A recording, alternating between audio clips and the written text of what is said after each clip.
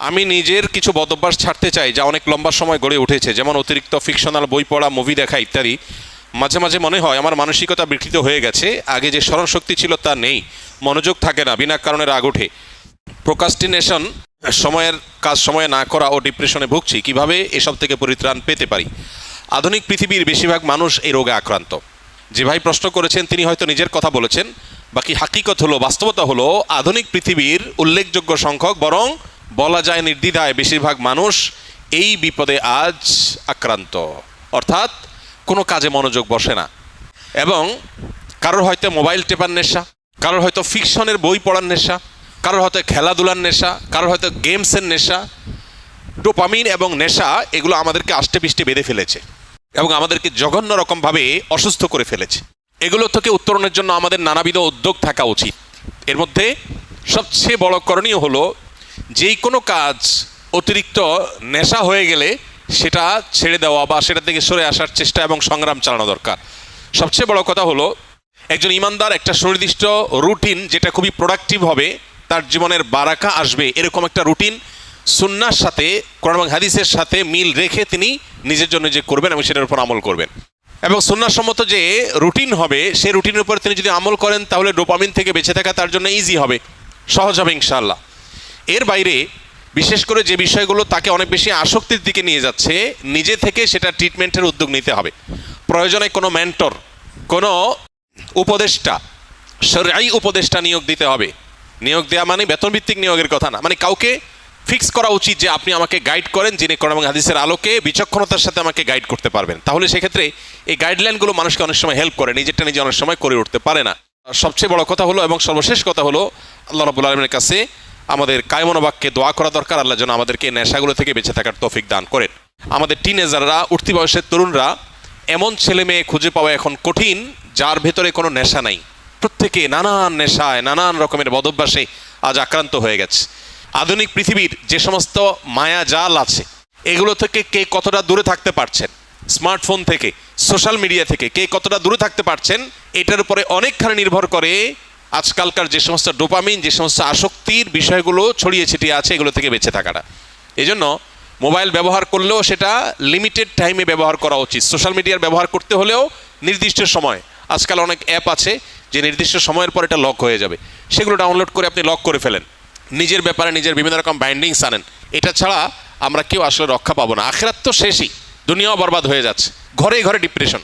বিশ্ব স্বাস্থ্য সংস্থার জরিপ বলছে 2030-এর পর গোটা পৃথিবীতে সবচেয়ে বেশি পরিমাণে যে রোগ ছড়িয়ে পড়বে, বেশি পরিমাণে যে রোগের রোগী গোটা পৃথিবীতে পাওয়া যাবে, সে রোগটার নাম হলো ডিপ্রেশন।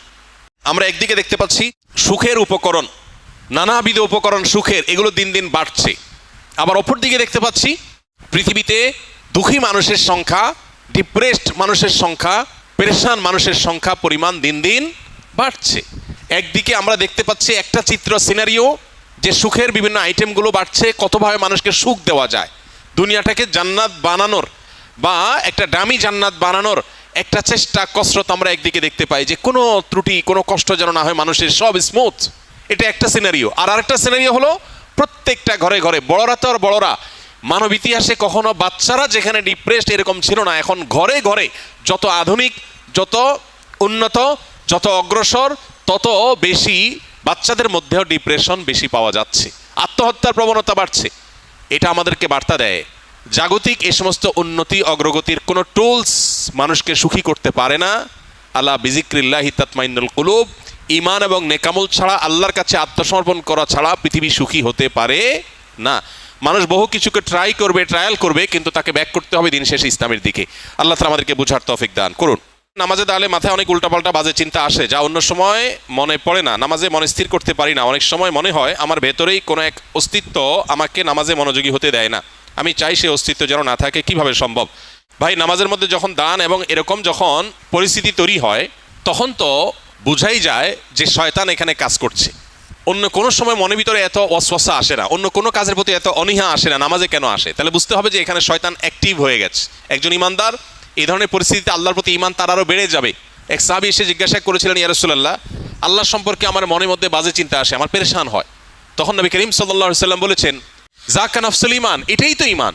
তোমার মনের মধ্যে আল্লাহ সম্পর্কে বাজে চিন্তা আসছে, তোমার খারাপ লাগছে, তার মানে শয়তান তোমার ঈমান হরণ করার চেষ্টা করছে, তুমি লড়াই করার চেষ্টা করছো, তোমার ভিতরে ঈমান আছে যে এটা বোঝা যাচ্ছে এখান থেকে। তো নামাজের মধ্যে বাজে চিন্তা আসাটা, কোরআন যে প্রতি পাতায় পাতায় শয়তানের অস্তিত্বের ব্যাপারে আমাদেরকে সতর্ক করেছে। আল্লাহ যে বলেছেন আমাদেরকে যে ফাত্তাখিযুহু আদুওয়া, শয়তান তোমাদের শত্রু, তাকে শত্রু হিসাবে গ্রহণ করো। আল্লাহ যে বলেছেন আদু মুবিন, সুস্পষ্ট শত্রু, যার শত্রুতা আমরা অনুভব করতে পারি, নামাজের আলী টের পাই যে সে অ্যাক্টিভ হয়ে গেছে, কাজ শুরু করে দিস। তাহলে আল্লাহর প্রতি ঈমান আরো বেড়ে যাবে এবং শত্রুতা থেকে বাঁচার জন্য আল্লাহর কাছে আশ্রয় আরো বেশি মনে মনে কামনা করব। ইনশাআল্লাহ বিদিনিল্লাহ এর মাধ্যমে আল্লাহ তাআলা আমাদেরকে হেফাজতে করবেন।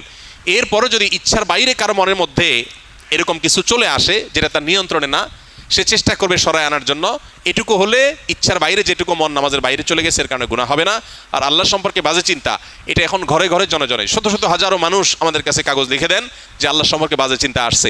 যে পরিমাণ শিরক হয়, যে পরিমাণ শয়তান অ্যাক্টিভ হওয়ার মতো কার্যক্রম আমাদের সমাজের চতুর্পাশে হতে থাকে, এর দ্বারা আমরা প্রভাবিত হই, যার ফলশ্রুতিতে আমাদের ঈমান হরণ করবার প্রতিনিয়ত চেষ্টা করে শয়তান এবং তার দোসররা। এই জন্য আল্লাহ তাআলার কাছে পানা চাইতে। বিশেষ করে এই ধরনের চিন্তা যখন আসে, নবী সাল্লাল্লাহু আলাইহি ওয়াসাল্লাম শিখিয়েছেন বাম দিকে 3 বার প্রতীকী থুতু, মানে শুয়ের আগার মতো ফোঁটা মতো এরকম থুতু 3 বার বাম দিকে ফেলা এবং সেই সাথে আউযু বিল্লাহি মিনাশ শাইতানির রাজিম, শয়তান থেকে আল্লাহর পানা চাওয়া এবং আমানতু বিল্লাহি ওয়া রাসূলিহি, এভাবে পাঠ করা। এগুলোর মাধ্যমে ইনশাআল্লাহ শয়তানের ওয়াসওয়াসা থেকে মুক্তি লাভ করা যাবে।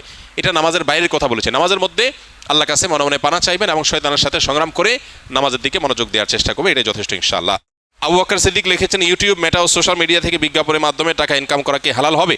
এ বিষয়ে আমরা বহুবার উত্তর দিয়েছি। যারা এখানে প্রশ্ন করেন, স্কিলের ভাইরা বিশেষ করে, মেহরবানি করে আগে দেখবেন এ বিষয়ে আগে কোনো উত্তর আছে কিনা, থাকলে সেটা দেখে নেবেন, অযথা এখানে সেটাকে যেন রিপিট করা না লাগে। সোশ্যাল মিডিয়াতে অ্যাডসেন্সের মাধ্যমে এভাবে উপার্জন করা জায়েজ নাই। বিশেষ করে আপনারা অনেকেই কন্টেন্ট ক্রিয়েশন কোর্সে আছেন, যারা হয়তো ভবিষ্যতে উপার্জনের একটা পথ হিসাবে এদিকে যেতে পারেন। এটাকে কোনো ওলামা ইকরামই জায়েজ বলেন না। বিকজ প্রথমত আপনার চ্যানেলে বা পেজে আপনি যখন মনিটাইজেশন করবেন, তখন যে অ্যাডগুলো আসবে এগুলো সবগুলো আপনার নিয়ন্ত্রণে না। কিছু ক্যাটাগরি আপনি ফিক্স করতে পারবেন, বাকি সবগুলো আপনার নিয়ন্ত্রণে না। ফলে এখানে মিউজিক থাকতে পারে, হারাম কোনো প্রোডাক্টের অ্যাডভার্টাইজমেন্ট হতে পারে, এখানে হারাম কিছু থাকতে পারে যেটা শরীয়ত অ্যালাউ করে না, সেটা আপনার চ্যানেলে অ্যাড চালিয়ে আপনি টাকা উপার্জন করছেন, যেটা সুস্পষ্টভাবে গুনাহ। অর্থাৎ একটা হারাম জিনিসের প্রচার করে আপনি টাকা নিচ্ছেন, বা একটা হারাম অ্যাডভার্টাইজ দেখায় মানুষকে গুনাহগার বানায় আপনি টাকা নিচ্ছেন, তো এটা তো জায়েজ হবে না।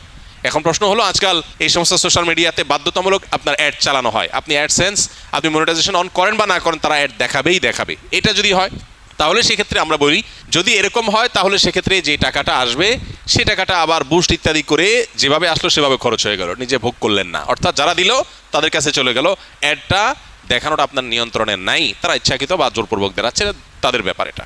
আমরা বিভিন্ন কবিরাজের কাছে তাবিজ কবজ নিয়ে থাকি, এগুলো ব্যবহার করা কি যায় ইসলামের শরীয়তের দৃষ্টিকোণ থেকে জানাবেন প্লিজ। প্রথম কথা হলো যে নবী করিম সাল্লাল্লাহু আলাইহি সাল্লামের এক্ষেত্রে চিকিৎসার পদ্ধতি ছিল হলো ঝাড়ফুঁক, তিনি ঝাড়ফুঁক দিতেন। অতএব ঝাড়ফুঁক দেওয়ার এই আমলটা আমাদের করা দরকার এবং এই অভ্যাসটা বাড়ানো দরকার। সাহাবীদের মধ্যে কেউ কেউ সূরা ফাতিহা লিখে ঝুলিয়ে রেখেছেন, এটি সাব্যস্ত হয়। এই জন্য অনেক উলামা ইকরাম বলেন, শেফার নিয়তে বিশেষ করে বাচ্চারা যারা পড়তে পারে না, এদেরকে যদি কোরআনের কোনো আয়াত, হাদিসে বর্ণিত কোনো দোয়া লিখে ঝুলিয়ে দেওয়া হয় সেটা জায়েজ আছে। বাকি হাদিসে যে মান আল্লাকা তামিমাতান ফাকাদ আশরাকা রয়েছে, যে ব্যক্তি তামিমা ঝুলালো, মাদুলি ঝুলালো, সে শিরক করলো। এখানে এই শ্রেণীর উলামা ইকরামের মত হলো এই হাদিসের দ্বারায় বিভিন্ন প্রতিমাদের নামে যে তামিমা ঝুলানো হতো, বা তামিমাকে আলাদা কোনো প্রভাবশালী মনে করে তামিমা বা মাদুলি ঝুলানো হতো, সেটার কথা বলা হয়েছে। যদি কেউ কোরআনে কারীমের আয়াত পড়ে ঝাড়ফুঁক দেয়, সেটা হবে সরাসরি সুন্নাহ। নবী করিম সাল্লাল্লাহু আলাইহি সাল্লাম কখনো তাবিজ দেন নাই, ব্যবহারও করেন নাই, দিতে বলেনও নাই। তবে তিনি যেটা করেছেন সেটা হলো কি, পানি বা তেল বা শরীরে বিভিন্ন বস্তুতে দোয়া পড়ে, দুরূদ পড়ে, কালাম পড়ে আল্লাহর ফু দিয়েছেন, এটাকে ঝাড়ফুঁক বলা হয়। এটা হলো সুন্নাহ। আর বাকি কোরআনে কারীমের আয়াত এবং কোরআন হাদিস বর্ণিত দোয়া দিয়ে যদি শুধুমাত্র তাবিজ ঝুলানো হয়, যারা পড়তে পারে না, অসুবিধা হয়, তাহলে সেক্ষেত্রে এটাকে ওলামা ইকরাম জায়েজ বলেছেন। অনেক ওলামা ইকরাম জেনারেলি সব ধরনের তামিমাকেই না জায়েজ বা নিষেধ বলেন। তবে নিরাপদ হলো সুন্নাতে থাকা, অর্থাৎ ঝাড়ফুঁকের মধ্যেই থাকা। বাকি তাবিজ কবজে আজকাল দেখা যায় বিভিন্ন নাম্বার লেখা, নাম লেখা, শয়তান টয়তান ইত্যাদি লেখা, এগুলো নাজায়েজের ব্যাপারে কারোর কোনো দ্বিমত বা ভিন্নমত থাকার কোনো কারণ নাই। অনেকে অনেক বিভিন্ন রকমের ওই যে কাঠের গুঁড়ি, চামড়া ইত্যাদি কেটে ঝুলায় রাখে, এটা লাগালে উপকৃত হবে, এরকম একটা বিশ্বাস থাকে। এটা বৈজ্ঞানিকভাবে বা অভিজ্ঞতা দ্বারাও প্রমাণিত না, আবার কোরআন হাদিসের আলোকেও প্রমাণিত না। বিধায় এই বিষয়গুলো সন্দেহাতীতভাবে কুসংস্কার।